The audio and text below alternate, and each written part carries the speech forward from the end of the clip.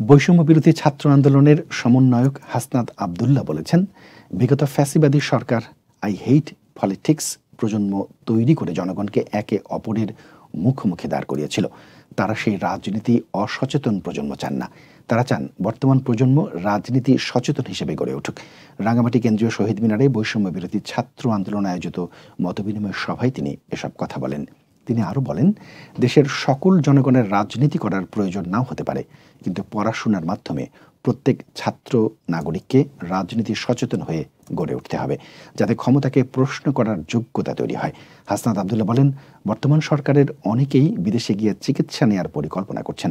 তারা এর তীব্র প্রতিবাদ জানান। দেশের চিকিৎসা ব্যবস্থাকে বিদেশি পর্যায়ে উন্নীত করতে না পারলে সরকারের থাকার নৈতিক যোগ্যতা হারাবেন তারা। মতবিনিময় সভায় আরও বক্তব্য দেন বৈষম্য বিরোধী ছাত্র আন্দোলনের চট্টগ্রাম বিভাগের সমন্বয়ক খান তালাত মাহমুদ রাফি।